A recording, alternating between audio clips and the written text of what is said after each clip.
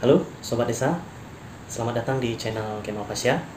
Kali ini saya akan share kepada kalian video presentasi saya tentang sebuah materi yang saya sampaikan pada seminar nasional online yang diselenggarakan oleh Universitas Teguh Umar pada hari Selasa 9 Juni 2020 yang lalu. Materi yang saya angkat bertema kesiapan SDM desa dalam menghadapi dampak COVID-19. Untuk itu, tetap stay tune di channel ini. Bagi kalian yang ingin pembahasan materi-materi lain tentang desa atau seputar peningkatan kapasitas SDM desa, silakan komentar di video ini. Jangan lupa like, komen, dan subscribe. Selamat menyaksikan. Assalamualaikum warahmatullahi wabarakatuh. Terima kasih semuanya Bapak-Bapak dan Ibu-Ibu Sivitas Akademika Universitas Teguh Umar yang telah memberikan kesempatan yang luar biasa kepada saya.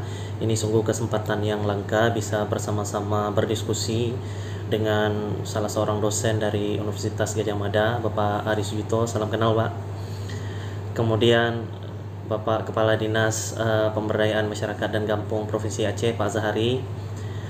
Terima kasih banyak, Pak. Salah satu status Facebook saya ketika saya diundang menjadi pemateri ini adalah sebenarnya saya seharusnya jadi peserta di diskusi kali ini, bukan sebagai pemateri, karena dua narasumber ini sudah cukup sebenarnya memberikan pencerahan kepada kita semua. Tetapi karena memang diminta oleh panitia, maka mudah-mudahan Allah membantu saya untuk bisa memberikan materi kepada Bapak dan Ibu-Ibu sekalian, sekaligus berdiskusi dan mengambil manfaat dari diskusi kita hari ini. Saya ingin menyampaikan bahwa materi yang akan saya bahas ini mengenai kesiapan SDM Gampung dalam menghadapi dampak COVID-19 di tingkat Gampung. Namun ruang lingkupnya mungkin agak saya perkecil karena ruang lingkup yang akan saya bahas adalah di tingkat kabupaten, terutama di Kabupaten Aceh Barat. Sebelumnya saya mohon izin untuk memperkenalkan diri. Nama saya Kemal Pasya, saya lahir di Banda Aceh 29 Februari 88. Kalau nanti Bapak dan Ibu-Ibu mau kirim kado untuk ulang tahun saya, bisa tahun 2024 saja, karena ulang tahun saya 4 tahun sekali gitu. Kemudian saya selesai S1 di IPDN Jatinangor di tahun 2009, Pak. Kemudian S2 saya selesai di UGM di Magister Administrasi Publik. Ya, saya juga keagama ini, Pak, sama dengan Pak Ari Sujito ini dan Bu Arfriani juga. Ya, kemudian alhamdulillah saya sudah menikah, punya istri baru satu, anak sudah dua, perempuan dan laki-laki. Istri saya juga S2-nya tamat di UGM, Pak. Kemudian sekarang sedang menjadi dosen di Universitas Teguh Umar di Prodi Agroteknologi di Fakultas Pertaniannya. Kemudian pengalaman kerja saya di tahun 2009-2012 saya pertama kali bertugas di kantor camat Arungan Lambali di kecamatan perbatasan dengan kabupaten tetangga di Aceh Barat ini. Kemudian selama lebih kurang 5 tahun di 2014 sampai 2019 saya bertugas di Dinas Pemberdayaan Masyarakat dan Kampung. Di dinas inilah saya bisa menimba banyak sekali ilmu dan pengalaman sehingga saya banyak bersilaturahmi terutama dengan rekan-rekan pendamping desa, rekan-rekan di kampung, dan juga bapak-bapak dan ibu-ibu yang ada di provinsi maupun di Kementerian Desa dan Kementerian Dalam Negeri. Kemudian saat ini saya bertugas di kantor camat Johan Palawan di ibu kota Kabupaten Aceh Barat. Sehari-hari selain bertugas di dinas atau di kantor, saya juga sebagai salah satu pelatih pemerintahan desa, Pak, yang telah disertifikasi oleh pemerintah pusat, dan ada banyak pelatih-pelatih sebenarnya di provinsi Aceh ini yang sangat-sangat mumpuni. Kemudian sebagai pemateri pada kuliah-kuliah umum seperti ini saya sudah mendapat 2 kali kesempatan. Di antara lain tahun 2019 kemarin UTU pernah memberikan kesempatan untuk saya sebagai pemateri pada kuliah umum yang diselenggarakan oleh Prodi Administrasi Negara.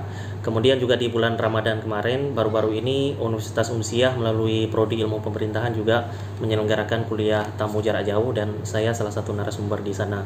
Dan sungguh kehormatan yang luar biasa bagi saya bisa bertemu dengan Bapak dan Ibu-ibu di diskusi kali ini. Karena saya juga hobi menulis, saya juga concern menulis tentang desa dan kampung. Beberapa tulisan-tulisan saya pernah diterbitkan di media lokal terutama, Pak, di Serambi Indonesia, di Aceh Trend, kemudian di AJNN. Bapak-bapak dan ibu-ibu mungkin nanti bisa baca atau searching di Google. Baik, untuk menghemat waktu, saya langsung masuk ke materi. Sebenarnya materi ini lebih saya fokuskan ke materi yang dirasakan langsung oleh Gampung, dan oleh sebab itu saya mungkin sempat melakukan riset kecil-kecilan, Pak, riset sederhana, bukan penelitian yang perlu didanai oleh Dikti gitu ya, tidak, tapi riset sederhana saja. Baru-baru ini saya berkomunikasi dengan aparatur di tingkat kecamatan, dengan rekan-rekan pendamping desa, kemudian dengan rekan-rekan kecil dan aparatur Gampung tentang apa sih dampak yang mereka rasakan dari COVID-19 ini. Dan terlalu ada beberapa indikator yang saya tanyakan kepada mereka, mulai dari aspek yang paling terdampak sampai dengan upaya mempersiapkan SDM Gampung. Kira-kira ada 100 orang yang saya libatkan sebagai responden, dan alhamdulillah antusiasmenya luar biasa. Dan berikut beberapa data-data atau fakta yang bisa kita lihat. Pertama, menurut responden tersebut, aspek yang paling terdampak dari wabah COVID-19 ini ada beberapa aspek, di antaranya mulai dari pendidikan sampai aspek syariat Islam, terutama di Aceh karena menyelenggarakan syariat Islam. Namun saya tidak bahas semuanya, saya hanya bahas 3 aspek tertinggi yang menjadi dampak paling signifikan yang dirasakan oleh responden tersebut. Dampak yang pertama, ternyata aspek pendidikan itu dirasa paling terdampak, karena ya baik zona merah maupun zona hijau di seluruh Indonesia ini pukul rata semuanya. Seluruh tingkat pendidikan, jenjang pendidikan diliburkan. Artinya seluruh murid, siswa itu melakukan belajar di rumah atau melalui media-media online. Ini salah satu dampak yang dirasakan oleh masyarakat desa, tidak hanya di perkotaan seperti kata Pak Ari, juga dirasakan di pedesaan. Kemudian yang kedua, di aspek pemberdayaan. Aspek pemberdayaan ini, ketika saya mendapatkan data ini, saya kemudian komunikasi dengan beberapa pihak. Ternyata yang dimaksud terdampak dengan aspek pemberdayaan ini adalah ketika dana desa maupun dana-dana lainnya yang dialokasikan pada bidang pemberdayaan itu mulai digeser kepada kebutuhan untuk penanggulangan COVID oleh desa. Misalnya untuk membentuk tim relawan di desa, menyediakan masker, menyediakan tempat cuci tangan, kemudian untuk mendanai bantuan langsung tunai, kemudian juga untuk melakukan padat karya tunai di desa. Saya rasa ini dampak yang mungkin dirasakan oleh sebagian besar di Gampung yang ada di Kabupaten Aceh Barat. Dan yang terakhir, dampak yang paling terasa adalah di aspek ekonomi. Ya, kita tahu sendiri bahwa aspek ekonomi ini selain aspek kesehatan, itu justru aspek yang mungkin tidak bisa kita hindari, sangat terasa dampaknya. Namun di Kabupaten Aceh Barat justru aspek ekonomi ini lebih besar terasa daripada aspek kesehatan. Tentunya dari 100 responden itu, belum keseluruhan gitu ya. Dan itu mungkin terasa seperti karena liburnya sekolah, maka orang-orang yang tadinya berjualan di kantin-kantin sekolah ini mulai juga libur. Kemudian warung kopi itu juga banyak ditutup di awal-awal. Sekarang sudah mulai bergairah lagi warung kopi yang ada di Aceh. Kemudian juga usaha-usaha catering itu jadi agak sedikit lesu. Di Aceh ini terkenal sangat gemar dengan kenduri-kenduri. Oleh karena itu beberapa usaha-usaha catering itu sempat tutup, pesta-pesta pernikahan juga sempat dibatasi dan lain sebagainya. Ini salah satu dampak ekonomi yang cukup terasa. Juga sopir penumpang umum itu juga merasakan dampak dari COVID-19. Kemudian sebab-sebab kesulitan dari aspek-aspek tersebut ada beberapa sebab, ada banyak sebabnya, nanti Bapak-Bapak dan Ibu-Ibu mungkin bisa baca dari materi yang sudah saya bagikan. Saya hanya menyoroti 3 sebab yang paling tinggi saja. Sebab yang pertama itu karena Gampung kesulitan melaksanakan kegiatan-kegiatan itu karena regulasi yang ditujukan kepada Gampung atau kepada desa itu cenderung sangat-sangat dinamis, sehingga banyak sekali perubahan. Kita tahu sendiri ketika sudah mulai diinstruksikan oleh Bapak Presiden Jokowi, regulasi di tingkat pusat itu senantiasa berubah-ubah dan keluarnya juga cepat-cepat, Pak. Bukan keluar satu bulan, tetapi bisa keluar per mingguan gitu. Bahkan ada yang berubah per hari, baik dari Kementerian Desa maupun Kementerian Dalam Negeri maupun Kementerian Keuangan. Ini salah satu kesulitan yang sangat dirasakan di tingkat desa. Ternyata tidak hanya regulasi yang berubah-ubah dan dinamis saja, tetapi ketika penerjemahannya ini dilakukan di tingkat provinsi maupun kabupaten kota, justru penerjemahan melalui juknis-juknis yang mudah dipahami itu justru tidak hadir atau kurang dirasakan oleh masyarakat Gampung, sehingga mereka kesulitan untuk menerjemahkan aturan-aturan tersebut. Kemudian kesulitan yang kedua yaitu larangan berkumpul. Ya, larangan berkumpul ini mungkin memang menjadi instruksi di protokol kesehatan, dan karena larangan berkumpul ini pula banyak kegiatan-kegiatan yang tertunda yang dilaksanakan oleh pemerintah Gampung. Dan yang ketiga terutama mengenai data warga miskin. Ya, data warga miskin di Gampung memang tidak valid, Pak, karena kita menyadari bahwa data warga miskin ini tidak sepenuhnya dimiliki oleh Gampung, tapi dimiliki oleh Dinas Sosial atau Kementerian Sosial, sehingga Gampung kesulitan untuk mengaksesnya. Bahkan data warga miskin sendiri ketika itu sudah diberikan kepada Gampung justru menjadi bahan pembicaraan, dan ada beberapa konflik-konflik yang muncul walaupun tidak sampai ke konflik yang anarkis. Kemudian ini beberapa kondisi sosial yang terjadi pada saat Gampung ingin melaksanakan kegiatan penanggulangan COVID-19. Di antara lain ada pencegahan dan penanganan penularan COVID-19 oleh tim relawan, kemudian ada pembangunan fisik dengan padat karya tunai, dan juga ada BLT dana desa seperti yang sudah disampaikan oleh Pak Azhari dan Pak Ari tadi. Kira-kira apa kondisi sosialnya? Yang pertama, masyarakat di Gampung ini terutama di wilayah pedesaan itu kurang peduli terhadap dampak COVID-19 baik di aspek kesehatan maupun aspek ekonomi. Ini dibuktikan misalnya masyarakat enggan memakai masker, atau belum rendahnya kesadaran untuk mencuci tangan, atau masih sering berkumpul-kumpul setelah selesai beraktivitas dan lain sebagainya. Ini salah satu fenomena yang bisa kita saksikan. Mungkin karena di Aceh sendiri tidak terlalu terasa dampak COVID-nya seperti di kota-kota besar, Pak ya. Apalagi di Kabupaten Aceh Barat baru-baru ini sudah ditetapkan sebagai zona hijau gitu. Dan ada beberapa kabupaten kota di Provinsi Aceh yang ditetapkan sebagai zona merah. Kemudian kondisi sosial yang kedua yaitu perbedaan persepsi dalam memahami aturan, sehingga terkesan satu pihak memaksakan kehendaknya atau ikut-ikutan kesalahan yang lain. Nah, ini yang paling sering kita rasakan. Misalnya ada warga miskin di kampung sebelah atau di desa tetangga itu menerima bantuan. Ketika dilihat kondisi warga miskinnya oleh desa yang satu, mereka menganggap seharusnya dia tak layak mendapatkan bantuan. Tetapi itu justru dimanfaatkan oleh masyarakat desa ini sendiri untuk mengklaim kepada pemerintah kampung, "Pak, saya seharusnya dapat bantuan, Pak. Kenapa? Warga desa tetangga saja bisa dapat bantuan, kenapa saya tidak bisa dapat bantuan?" Nah, ini persepsi-persepsi yang mengacaukan pemikiran masyarakat dan butuh pemahaman ekstra dari pemerintah kampung, terutama juga dari pendamping. Kemudian dugaan tidak adil atau pilih kasih karena indikasi kecemburuan sosial, latar belakang pilihan politik, kaitan saudara, dan ikatan emosional. Ini mungkin sangat-sangat awam kita jumpai di kampung. Kemudian sebagian besar masyarakat belum memahami pola padat karya tunai desa dan tidak terlibat sebagai pekerja. Padahal padat karya tunai desa ini sudah dimulai dan diprioritaskan sejak tahun 2018 kalau saya tidak salah. Namun beberapa kampung di Kabupaten Aceh Barat, terutama dari hasil riset kami, justru menunjukkan bahwa padat karya tunai itu tidak berjalan maksimal. Bahkan pekerjaannya itu berasal dari tukang-tukang yang pada umumnya melakukan pekerjaan fisik, bukan berasal dari warga miskin, warga pengangguran, atau setengah penganggur. Kemudian yang terakhir, sebagian besar masyarakat merasa berhak mendapat bantuan tanggap darurat atau bansos karena menganggap dampak COVID-19 ini tidak memandang status sosial. Mau kaya, mau miskin, mereka menganggap bahwa BLT itu berhak mereka dapatkan. Jadi mereka tidak fokus bahwa BLT itu kepada warga miskin, tetapi siapa saja bisa terdapat COVID menurut mereka, maka mereka merasa berhak untuk mendapatkan BLT juga. Kemudian ini dinamika BLT desa yang mungkin sempat terpotret oleh kami, Pak, pada saat kami melakukan kunjungan-kunjungan di momen-momen musyawarah desa khusus. Dan kami membagi dinamika BLT ini pada 6 topi, dan pembagian ilustrasi 6 topi sesuai dengan Edward de Bono ini pernah kami tulis di dalam sebuah artikel. Kira-kira ini gambarannya.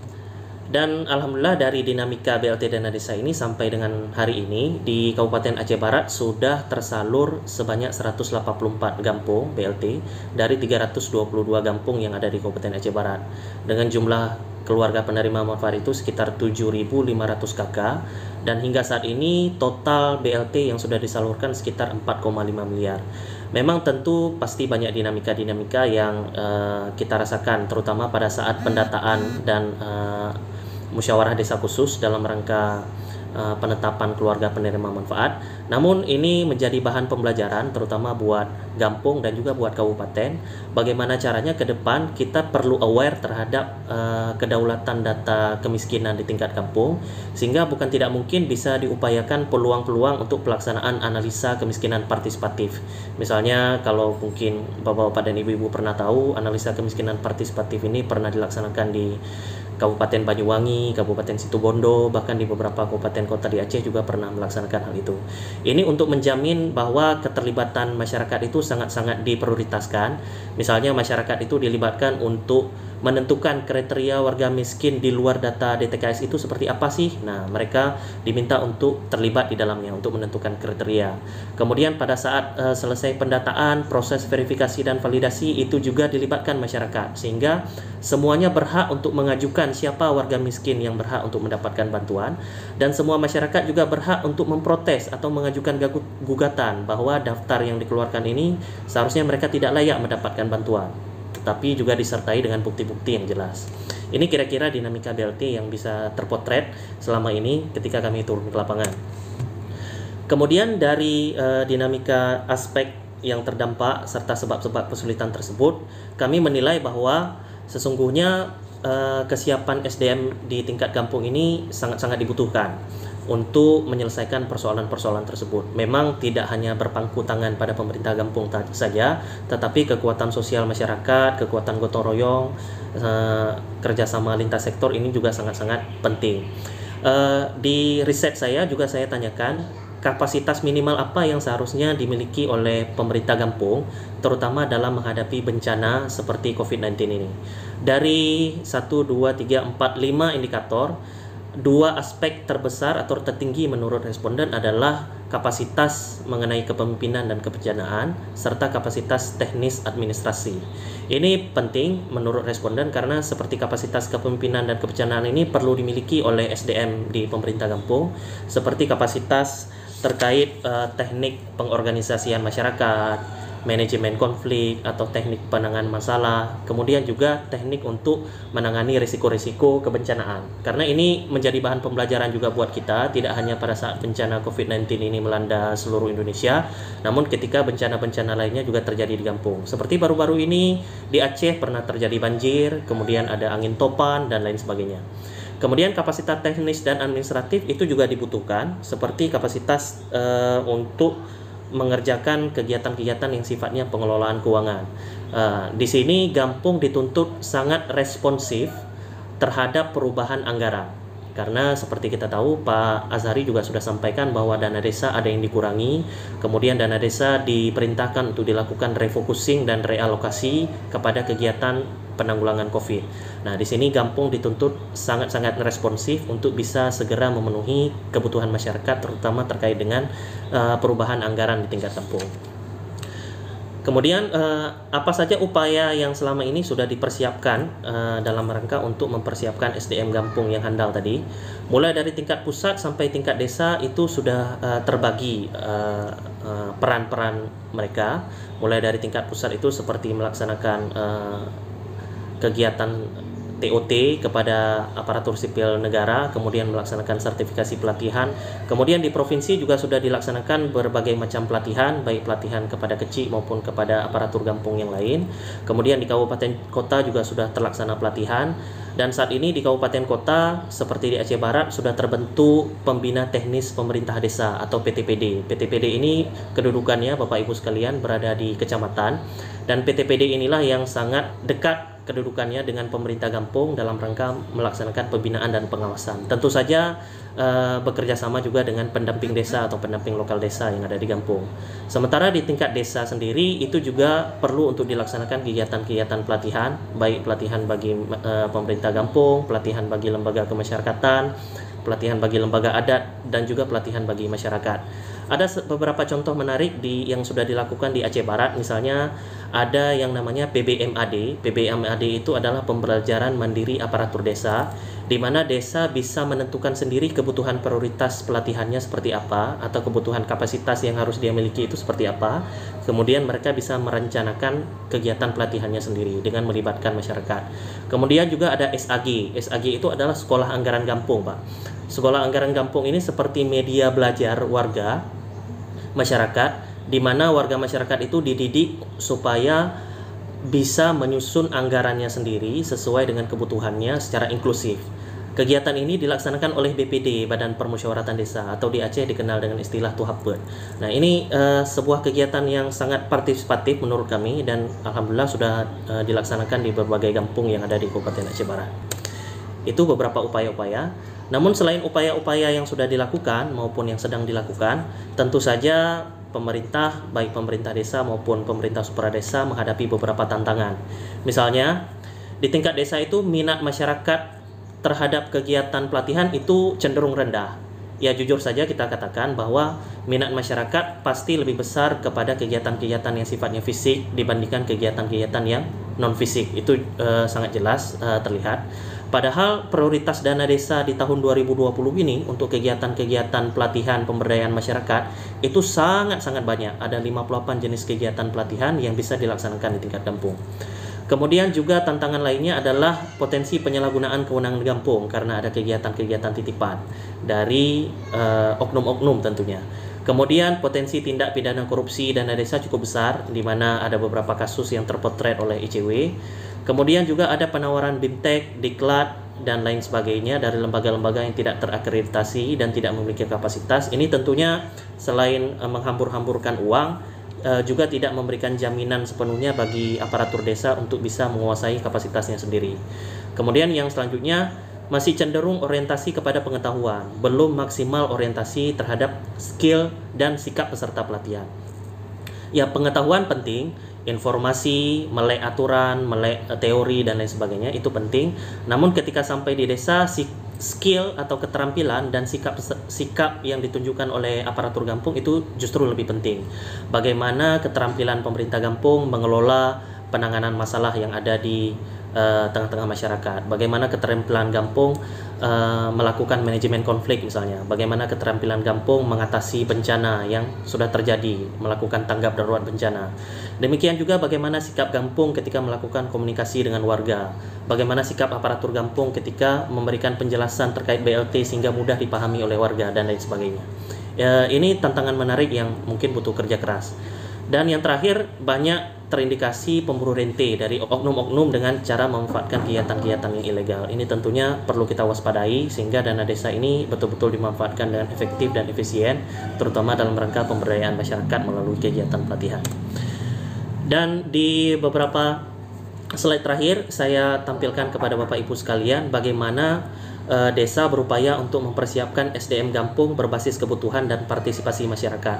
Saya sudah jelaskan tadi ada skema pembelajaran mandiri aparatur desa, di mana desa bisa merencanakan kebutuhan pelatihannya sendiri. Dia ingin ikut pelatihan apa, dia butuh kapasitas teknis apa, kemudian sasaran yang ditujukan pesertanya siapa-siapa saja, kemudian bentuk pelatihannya seperti apa, misalnya pelatihan studi banding, pelatihan di kelas, pelatihan di tempat kerja, pemagangan, atau pelatihan jarak jauh.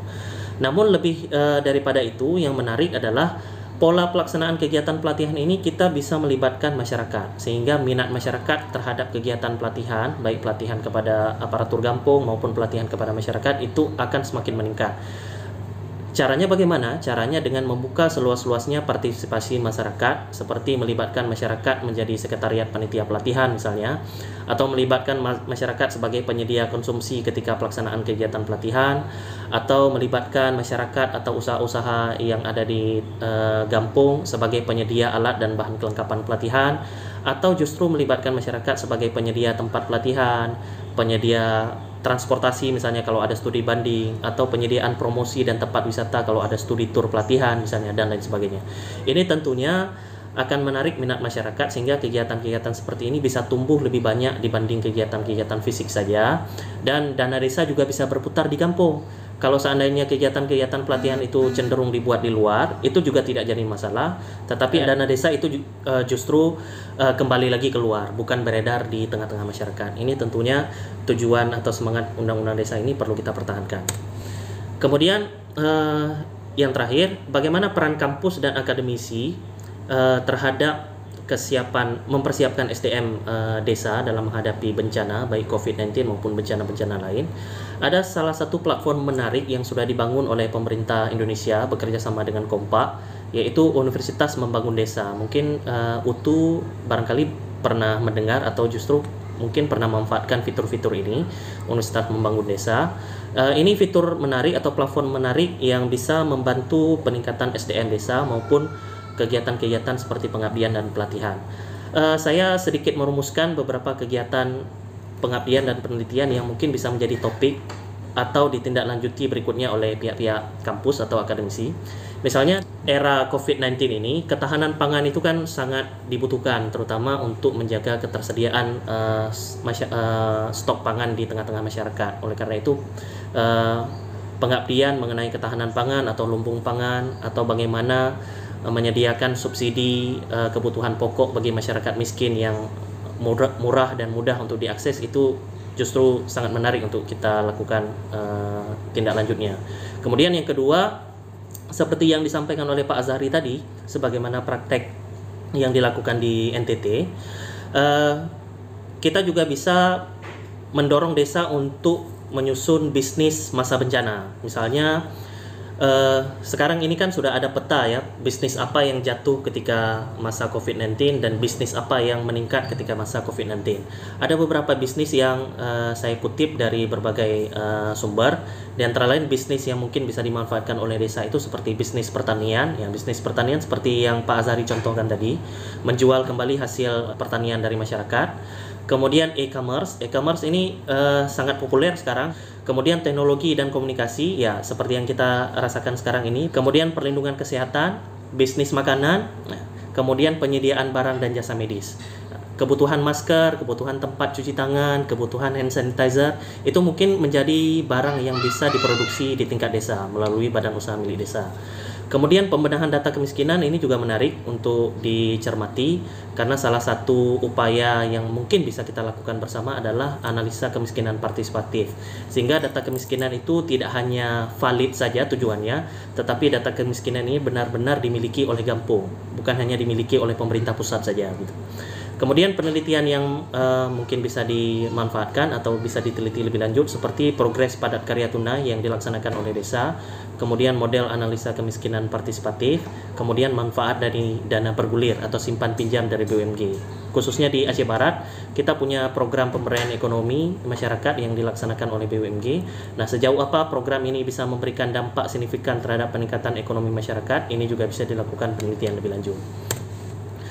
Kesimpulan yang bisa saya sampaikan Bapak Ibu sekalian dari materi ini, yang pertama adalah mempersiapkan SDM Gampung itu merupakan agenda investasi masa depan Gampung demi mewujudkan Gampung yang lebih cerah, maju dan mandiri sesuai dengan semangat Undang-Undang Desa. Saya rasa kesimpulan yang pertama ini sangat sejalan dengan apa yang sudah disampaikan oleh Pak Zahari dan Pak Ari tadi.